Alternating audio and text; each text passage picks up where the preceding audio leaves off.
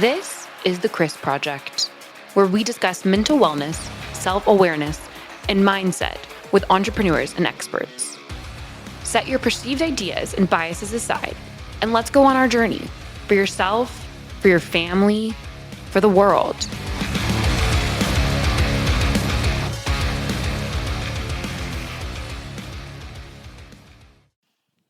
Welcome to another episode of The Chris Project. I am your host, Christian Brim.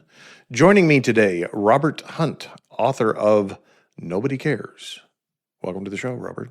Thank you so much. Do you want to fill in the last part of that? Because Nobody Cares sounds, mean. Yeah, it's really, the book's called Nobody Cares Until You Do. And it does sound a little negative if we stop short. Yes. So you and I were talking in the green room about the origin of the show, and you had this response that I thought was spot on. You talked about these peer groups that you run. So tell us a little bit more about those peer groups. Why did you start them in the first place? It's my purpose in life. I get a job that allows me to live out my purpose in life, which is to help people remove the obstacles that keep them from being their best. And I never had a job that I could do that. I was a director of marketing and sales most of my career. But the companies I worked for never really wanted to be great. They just wanted to say they were great. And marketing can only do so much. Lipstick on a pig a lot of times. And when I ran into the person who had owned the franchise here in Texas, I was enamored by the idea. So people pay you money to come sit in a room and to be transparent and vulnerable to get the help they need to reach their goals. Yes. Oh, I got to do that. That's the perfect job. And so I jumped on it, having no clue how to run that business, no experience being a facilitator. No, I've never been in a peer group. Frankly, I wasn't even that accountable in my own life. Right. And that's part of what we talk about in our book, is the way that we lived our life that was modeling the lack of accountability. But I love the idea of people coming together to help each other to create a world of accountability so they can get the things done that they want to do. And the burden that a business owner carries is pretty enormous. And I don't think many people understand what that's really like other than other business owners. And that's why we meet together to work through that. So what franchise network is this? This is part of what used to be called Renaissance Executive Forums, and now they just go by REF, which is like Kentucky Fried Chicken go by KFC. Yeah, it's easier. Yeah. You talk about accountability, and I that really resonated with me as you were talking about it, because I think a lot of entrepreneurs are like me in that I think my daughter calls it obstinate defiant disorder, something like that. A lot of entrepreneurs are start the journey of entrepreneurship because they don't want to be told what to do. Right. They want to make the decisions. They want to control the outcomes. Right. And that's not a bad thing to have. I mean, it should be, you shouldn't be obstinate just to be contrary. Right. You shouldn't not do something just because somebody told you to do it. But there is this characteristic of a lot of entrepreneurs of self-reliance and persistence, and accountability doesn't necessarily play well with those things on the surface. Yeah. Well, in the definition that most people think of when they think of accountability, you're correct. However, we look at accountability as being punitive. Like, I'm going to hold you accountable, like it's a threat, Mm-hmm. But really, accountability, when at the heart of what it is the power to get things done. It's the freedom to live and pursue what you really want. The opposite of accountability is being a victim to everything that comes your way. So whatever happens in your life, in your business, it happened to you. I mean, my boss was a jerk, and the customers are horrible, and the market, and darn tariffs. And we pick your topic. People love to blame or make excuses, but the reality is, if you're not doing it, that's on you. It's your business. It's your life, and that applies to everything. It applies to your marriage. It applies to your health. If I'm eating donuts for breakfast and I get fat, whose fault is that? The guy who sold me the donut, or the guy who bought the donut and ate it? It's the donut industry. It's a conspiracy. Clearly it's the donut guy. We've just created a society that in the last years, I don't even know how long it's been going on really. Everyone loves to blame everything. Everyone's mad at everybody. And that's why we wrote this book after 2020 when COVID shut down the world and people drew lines and started just pointing fingers like crazy. Like we couldn't get anything done. Everybody was mad. You wear a mask, I hate you. You don't wear a mask, I hate you. You coming to work. Why are you coming to work? You make us all sick. Stay home. Why are you staying home? You're not working. It was a nightmare. And we just step back and watch this. Something's got to change in the way we look at life and how we need to own it. Your actions have consequences. Believe it or not, they do. And we have to go back to the days where people believe that their actions have consequences. So does REF work with exclusively the owners or also their key executives? Well, REF as an organization is targeting the business owner or other C-suite leaders. And not that we're opposed to working with anybody, but our desire is to have the most impact as possible. If I work with the CFO or a marketing manager and I help them pursue excellence in their business and their personal life, they still got to go up to their boss and go, can we do this? And if the boss says no, then well, where are we going? So if we go to the top person, whatever title that is in the organization, president, owner, whatever, key executive, and we work with them, they can trickle down to the team all the things that we're learning together through our meetings. And we hope to have a greater influence that way. So so talk a little bit more about the mechanics of the cohorts. Like, is it a monthly rhythm? Are there one-on-one sessions? Like what does it look like? Yeah, we meet once a month in a private meeting. We take turns hosting at each other's company. Gives us a chance to be a part of their business and learn what's going on and meet their people. Every month we come together, we do our check-ins. We do, hey, what's been going on in the last 30 days? What's new? What's on your plate? A lot of times that's when our issues come up that we want to work on that day. Someone will say, I've got a new employee, but I'm having all these problems. And how do I integrate him into this? That becomes a thing that we work on as a group that day. We usually have a speaker come in and talk about something. Last month was about contracts. Before that, we had understanding tax laws and how it could affect you personally. Just stuff that we need to know as leaders to always keep learning and sharpening ourselves. We'll have lunch together. We'll go through fixing and working on issues. One of the things we don't do is tell you what to do. And in my particular groups, the way that I run it is I'm looking to build an environment where people feel safe enough to be radically transparent and vulnerable about their issues. And so you're in a very sensitive place when you're really being honest about stuff. And for us to go, well, you need to do that. It's going to shut you down because A, we don't want anyone to tell us what to do. But also I'm being really vulnerable. And now you're going to make me feel stupid that you're telling me what to do at this moment of vulnerability. So what we strive to do is have them self-discover their own answer. Because whatever you self-discover, you're more likely to do. And if we chime in and say, oh, you absolutely have to fire that guy, you're going to be like, well, he's my brother. And what do I do about that? And so if we can ask enough questions where you self-discover, then it's much better. I'm looking at my phone here real quick because I don't remember the author's name. Michael Brody Waite. Great leaders do what drug addicts do.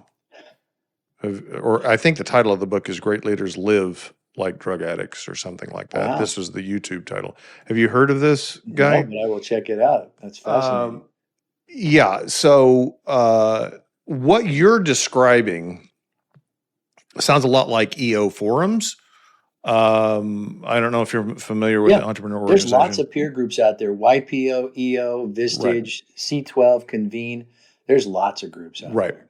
So this guy is actually doing a workshop here in Oklahoma City in February, and so the chapter sent everybody a copy of his book, and so I got it, and I'm like, you got to read it based upon the title, right? Yeah. You talk about good marketing, Yeah, and he talks about his life as a drug addict.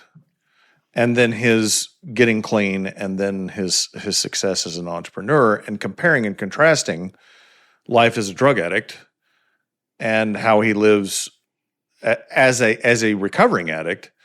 But the first thing that he talks about is radical authenticity, and how as an addict, and I think really, and he talks about this like everybody lives this way whether they're an addict or not, is they live life with a mask. And it really resonated with me because as an entrepreneur, we really have to fight to not wear a mask, right? Or I have, because there's this image I thought I had to put to not just my peers, but my team, right? Yeah. Like I had to have all the answers. I had to know what to do in any given moment. I had to have this clear vision of the path forward, right? But the reality is I didn't feel that most of the time, right? And that just creates wearing an incredible burden for you to somehow amp up to be all those things, and now you're living under duress constantly. exactly, and it's wasted energy, right? Like you're putting all this energy in putting forth a persona, and this is where people talk about imposter syndrome. Well, of course you have imposter syndrome. You're hiding behind a mask. If you were authentic in saying, you know what, I don't know. I don't have the answer. Which is the true answer, because Correct. you can't know everything, no matter how smart you are. Earlier you said a lot of people start their own business because they want to be able to make their own decisions, be their own boss. In my experience, which is just my experience, most of the people have started business because they were really good at something and it just grew. They didn't Yes. necessarily want to be their own boss, but they loved doing what they did. But now all of a sudden I got 30, 50, 100 employees and I don't like half of them. And I don't know how to run this thing. And when it was just me and 3 other dudes in my garage, we were doing great. But now it's like this and I'm way outside my league. So to pretend that you know everything when all you were a great painter and now you've got this whole company to take care of, it's naive. And so Yes. really smart leaders are willing to be transparent and humble enough to say, I hired all y'all because you're good. And I'm going to let you do your job, which takes the burden off of me as an owner to say, I need to know everything. I don't know enough about cybersecurity to do the right job. I don't know enough about tax laws to do our accounting or even financial guidelines or HR or inventory. Right. You have to know everything and be an expert. Come on, it ain't going to happen. No, but it's at least my experience is that the expectation, well, I'll back up. Most business owners don't realize all the shit that they have to know, right? And they go through baptism by fire and are like, oh shit, there's a lot of stuff I don't know that I need to know, right? Right. And so I for me, it was like I felt like it was my responsibility, right? Like I have to be I have to know everything. And I've shifted that as a leader to I don't have to know everything, but I have to know enough. Right. And that's one of the things where I think you can go the other direction and say like, well, I'm washing my hands of it. I'm hiring you to do marketing. You got to do marketing. But And you can't be ignorant about it because exactly. it comes in and says, "Oh, we're spending $2 million to build brand." I don't want to build brand. I want to get orders. And Right. along the way, we'll build our brand because we're getting orders. Don't give me this. I'm going to build brand stuff. And so this is where you have to know enough to be aware Yeah. of what the expectations are. But a good leader is constantly creating a conversation between the people that work for him of where we're going, why we're doing it, how's it going to work, how do we measure it. And then you have to go back and ask other people who are doing it. That's why peer groups exist. Because you could be in a room and say, hey, this guy wants to spend $1 million to build brand. And we'll all go, no, get leads, sell orders, do close deals, and then you'll build your brand. But you can have other people to bounce these ideas off of who are going through the same thing you're going through. And then you can go back to your team and go, well, I'd like to have some more measurables. How are we going to get a return on this investment? Let's set some steps along the way we can measure and have real deliverables. Yeah. I mean, as an aside, brand is like you said, it's what happens along the way. You don't build a brand and then automatically you start sell shit. That's not the way that works. Now, coming from a marketing background, though, I met a lot of people who would say, yeah, we're doing all this to build our brand. And I'd be like, you're getting paid? They're paying you to do that? Yeah. Good for you. Yeah. Well, if for businesses that don't have any marketing acumen and they have the money, that's an easy thing to sell them because it's Yeah. pretty, it's Right. shiny, and It is shiny. yeah, That's exactly right. exactly. So in your groups, do you purport any specific systems like scaling up, EOS? Like, is there anything that you recommend in these groups for accountability and how to run the business? What we recommend for accountability is just being vulnerable and honest about what's going on. The systems and the processes that can be used as a tool to achieve your goals come up based on the need. We talk about all these things. I've had EOS implementers come in and present what that's about. I love Working Genius. We've had all kinds of different things. We did a session on scaling your business. It's a tool. There's ideas out there, and we're always talking about a new idea. But you have to have what fits for you. Hmm. I think EOS is a great foundational system, but it doesn't go far enough, in my opinion. I think they stay in their lane too much and they fall short of what needs to be done for a lot of leaders, which is to hold their hand and do more coaching all the way through. Are you doing what you said you're going to do? Meeting quarterly is just not what some leaders need. So you have to do what's needed for the type of leader you are and the business you're serving. There's a lot of great tools out there. What we don't need is another tool. What we need is the determination to do what we said we're going to do. And that really is created when you become accountable. And I know maybe just because I wrote a book on accountability, I'm not everything's, accountable. It's the only thing I know. But I've watched this for 13 years now. And I've seen people make really bad decisions because they refuse to be accountable. And I would be talking with them one-on-one. I do coaching as part of the offering I do. And I'd say, look, you got to bring that to the group because that doesn't make sense to me. And they go, I don't know, I'll think about it. And then they'd come to the next meeting and they wouldn't say anything. And I go, hey, how come you didn't bring it up? I'm not ready for that yet. Well, then time goes on and they made some really heinous decision and now they got to eat it. If they had just brought it to the group would have said, no, you're out of your mind. Don't do that. And they would have challenged them and hopefully spared them all that pain. But because they held on to it and kept it private, they ate it. And I mean, it's like your story with Chris, the same thing, you can only speak into someone's life. They got to own it. Yeah, and I find that a strange dynamic as an entrepreneur because as visionaries we see things, entrepreneurs see things differently, right? And so we see the possible where other people just see reality. And when you have a conversation with others, it's very easy for them to say, well, that's not the way things are, right? Like, I see reality. You're talking about la la land, right? Yeah, right. And you have to let that in as an entrepreneur, as a leader. You have to let that criticism in because the vision may be a delusion, right? Like you can't always assume that what you're seeing is possible. But the flip side of it is that you have to have enough belief and passion in your vision that even if no one else says they don't see it, or everyone says they don't see it, that you still have the passion to move forward, right? Yeah, then all you got to do at that point is we're not questioning your vision. We're gonna tactically tell me how you're gonna get there. Then you Yes. have a vision to do something that we're like that is ridiculous, but that's so cool. Let's go for it. How will you get there?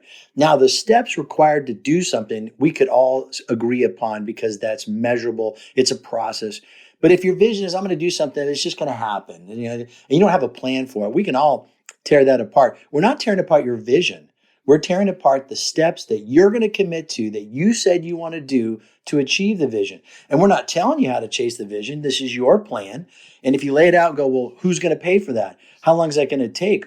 How will you do this and spend more time with your kids? I mean, because that was what you said last time. You're not spending time with your kids. And so now you've got something that's going against what you shared last time.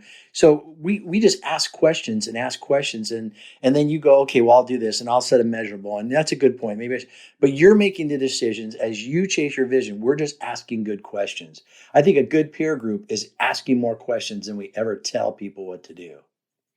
Yes, and I love what you said about not telling them what to do. I say the EO mantra is we don't give advice, we give experience share, right? Yeah. And it's the same concept because, if someone tells you what to do in the guise of advice, you don't own the problem, right? You're just saying, well, Robert knows what he's doing. He's been there and done that before. So I'm going to do what Robert says.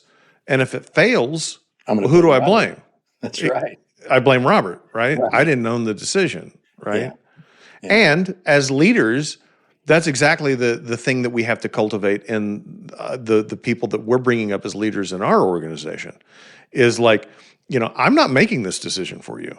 I can give you my experience share. I can even give you advice to the extent of I'll ask you questions about your plan. Like I can poke holes in it, right? But at the end of the day, it's your decision and you have to live with the consequences.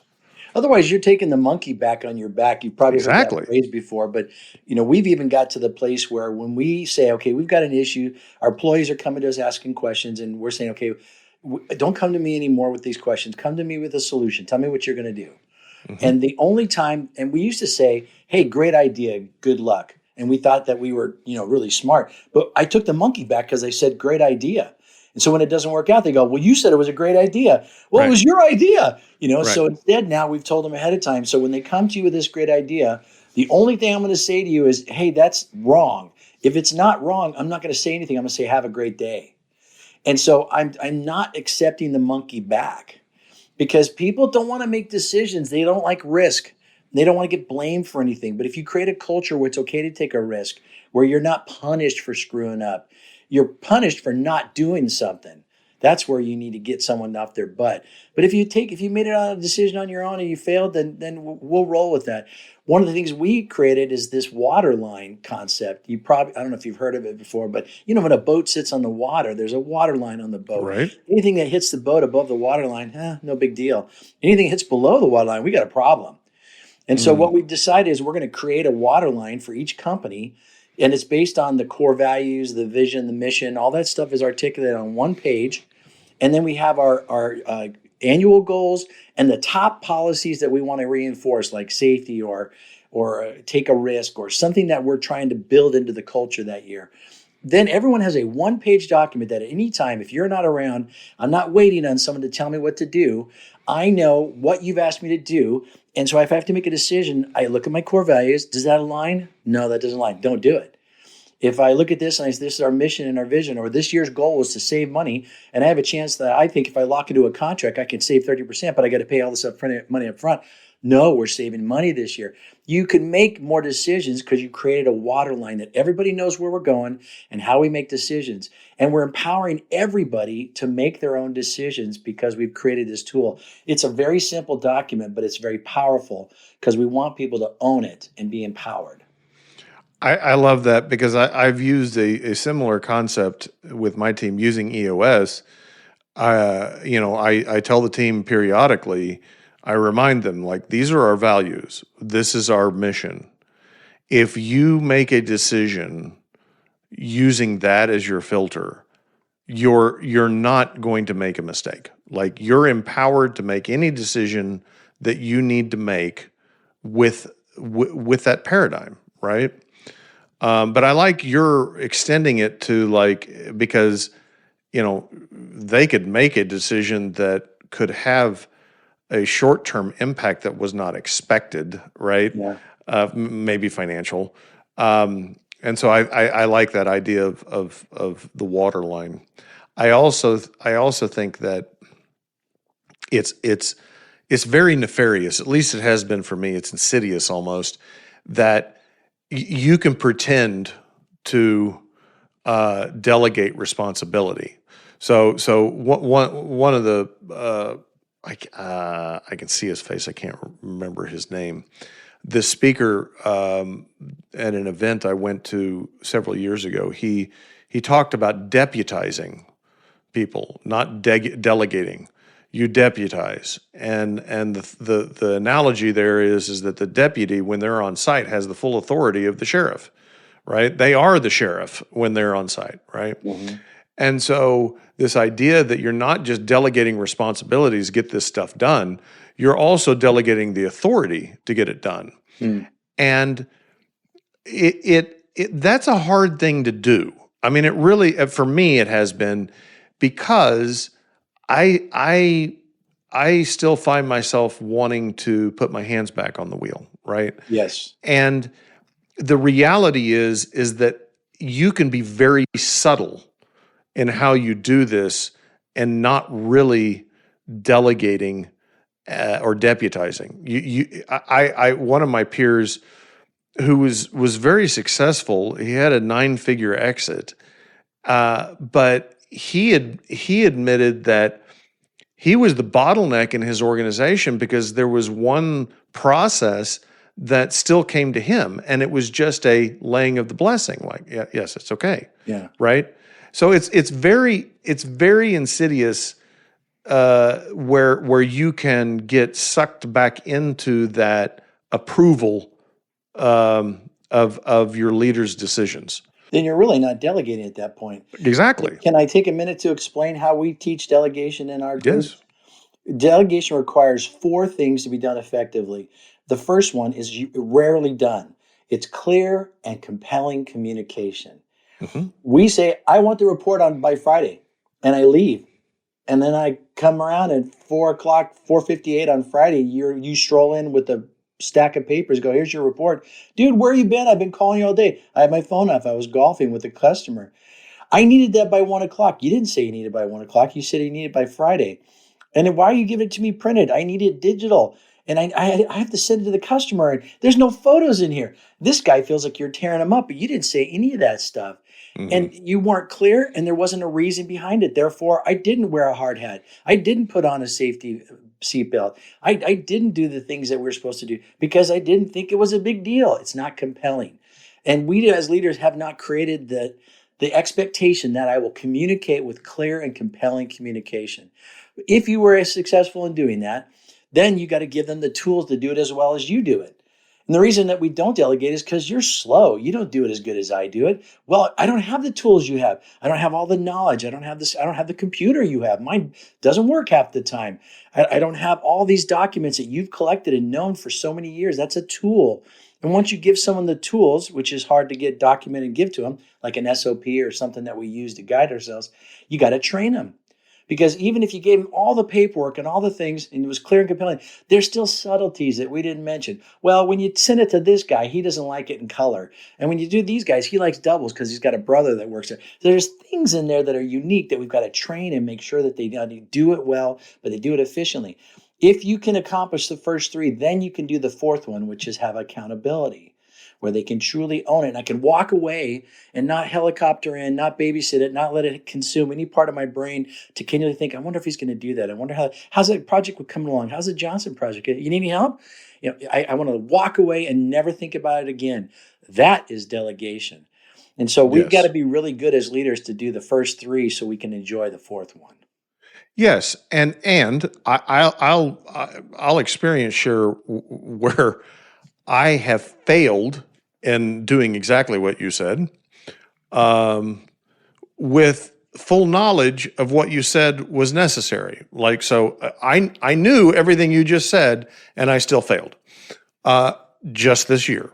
So I realized that I was not, after 28 years, the right person in the right seat to head our marketing and sales efforts. I had been there by default, but it became clear to me that I did not know how to solve the problem of taking it to the next level. And that was a whole story on its own. But once I made that decision, I had a conversation with my marketing director, and I said, here's what I think. I'm not the right person. Do you want the job? Do you want to step into it and come up to the leadership team and assume this role? And I knew that there were shortcomings, right? She'd never hired anybody. She'd never managed anybody. In other words, she didn't have any leadership skills, right? She didn't have any leadership experience. But she was really good at marketing, right? not really any experience at sales, but yet she was responsible for managing salespeople. So I knew all of these things, and we had a lot of conversations around like, I don't want to set you up for failure. Yeah. Right. Yeah. Intentionally. Right. And I was very clear on the expectations of this is what needs to happen if you accept this role. These are the outcomes that need to happen. And almost immediately, all of those deficiencies that I knew were there started showing up, right? She tried to replace herself, hire another marketing director, and it failed. She ended up having to fire her 8 weeks later, right? And so like my reaction over the last 7-8 months has been panic, right? Like this isn't working. And trying to help and manage her, I've really caused more anxiety and confusion, right? And all of it is because of things that I knew were going to happen. I knew they were issues, but I still proceeded. And I still think we made the right decision, right? It's not the decision or the fact that she was going to have to learn these things, and they were going to be difficult lessons.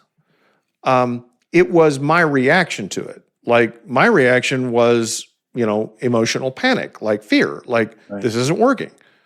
What did you do? Take it back? No, I have not. What actually happened was the rest of the leader. It's been a growth for all of the leadership team too, because what had happened was when I sat in her seat, it was very easy for them to just say, well, that's Christian's. I don't know anything about marketing and sales. If he says that they're going to do it, they're going to do it. And what it led to is a leadership team, there was no accountability around it. But now that she was in there and it wasn't me, it was like, oh shit, we need to hold this accountable, right? Like if we're not performing, we need to figure out as a team how to make it work. Right. And so it's been this growth process where the whole leadership team has risen. I'm not saying that we're there yet and successful yet, but we've turned the corner as a leadership team in understanding that it's, if marketing's lagging, that's that person's job, but it's our job to hold them accountable and give them what they need to succeed. Right. Well, let me challenge a little bit of that journey there. Accountability. One thing we need to start saying to ourselves: nobody can hold anyone else accountable. So when you say I'm going to hold her accountable, that means that you're having an expectation that I'm going to correct her when she's out of line. What we want to do is to have real accountability, is to be proactive in nature that says, okay, if I'm going to be accountable, I'm going to tell her up front what this job requires, and I'm going to notice that she doesn't have the leadership training that she needs to do her job. So before, or at least while she's developing this, she's going to go through a leadership development course to build herself up as a leader, focusing on radical candor, difficult conversations, whatever the things you see. That is you being accountable to what you need to do proactively to help her succeed. She, on the other hand, needs to be accountable to say, I am not ready to take this job. I know you want me to have it, but I'm not ready. And so to take the job and then to struggle with it, she could be responsible and try and fix everything when it goes wrong and apologize and work really hard. That's responsible. But accountable would say, look, there's no way I'm prepared to do this. Even if I want to, I don't have the skills you do. So let's put in this, let's work together on this. Let me get this trained. Proactive nature of what we do is the only way we're going to have accountability. And by you modeling it, you create a world where everybody else will want to be accountable. Thereby, we have accountability in our company. But I can't hold anyone accountable, because if they don't do it, I don't fire them. And I can't babysit them. I can't see everything they do. And so it just becomes down to, we're going to proactively do something in the effort that we hope to get out of it. I love that statement, because I've often thought about that in terms of accountability of like, well, what are you going to do? Fire him? Like, I mean, because Right. that's really the only alternative, Which right? is just you being accountable because you fired them. They're still Exactly. taking their lack of accountability to the next company. Exactly. Exactly. And it goes back to Lencioni, as you mentioned, Working Genius. I love Lencioni. What we noticed through this process and was not with her, but her reports. One of her failures of leadership was that she tried to hold somebody accountable, her salesperson. She basically said, "Well, look, we're doubling your quota. Like you got to do more." And the game's changed, right? Well, and I sat there with my HR person, who's really not HR. It's really more about people and culture. And it's like after this, it was like, well, shit. You can't hold somebody accountable to something that they haven't agreed to, Right. right? And how you going to what are you going to do to help them? If you say you got to double your quota, then the conversation goes, here's what we're going to do together to help you get there. You need to go get trained. You need to generate more leads. You need to do this. Somehow you got to equip people. You just can't say you got to do something. Right. That's not accountable. That's really throwing something, and there's no clear and compelling communication with the tools and training to do it. They're gonna fail. And so if you're going to really expect someone to do whatever, you have the accountability that you model by you're proactively helping them succeed and setting them up with whatever they need so that they can be accountable.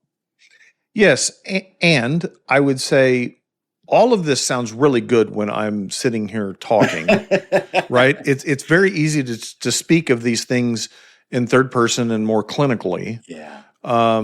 It's hard in the moment when the emotions and to me, I think that's where the peer groups Yes. really help. Is it gives you a place to clear those emotions out Yeah. and really be clear-headed in thinking, because it's hard when you're looking at the bank balance going down every month and it's like Yeah. the fear Yeah. and it's real easy when you've made a decision and you're questioning the decision, to want to pull it back, to want to blow it up, right?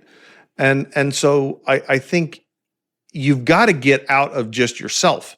I don't, I mean, I'm not strong enough of a person to do it. I haven't really met anybody that, maybe one or two, that are very exceptional people that have the internal self-awareness and fortitude to be able to do that without peers, but they're few and far between. Well, what are they leaving? I mean, maybe they're not falling apart, but what could they be if they had other people?